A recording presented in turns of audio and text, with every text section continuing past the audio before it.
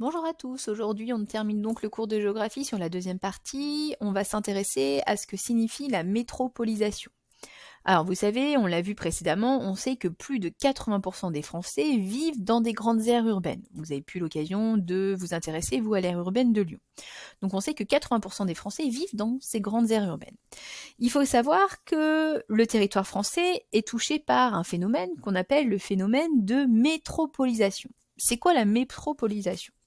La métropolisation, c'est la concentration croissante des hommes, des activités et des fonctions de commandement dans des grandes villes.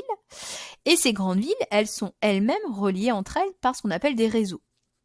Alors, c'est quoi une fonction de commandement? C'est le fait, par exemple, que dans une ville, on trouve le gouvernement ou le parlement.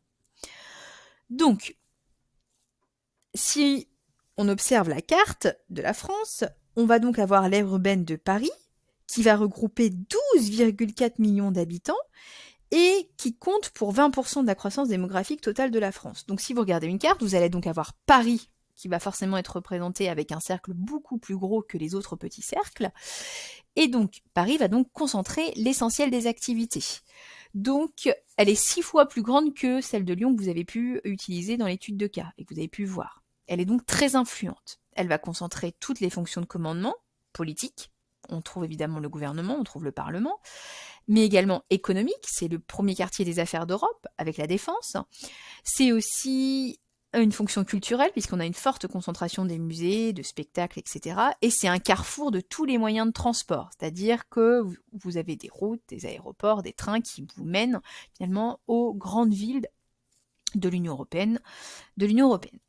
Mais à côté de Paris, qui certes va dominer le territoire français, vous avez d'autres villes. Et ces autres villes, c'est ce qu'on appelle des métropoles régionales. Alors, les métropoles régionales, elles vont évidemment avoir, comme Paris, des fonctions politiques, économiques, culturelles, mais de moindre importance, c'est-à-dire qu'elles vont être toutes ces fonctions vont être moins développées que dans la ville de Paris. Alors, quelles sont ces métropoles régionales? On en compte 14, et c'est ces 14 métropoles que vous devez connaître pour les brevets, et c'est les 14 métropoles que vous avez dû reproduire sur la deuxième carte de votre dossier de géographie que vous aviez à faire la semaine dernière.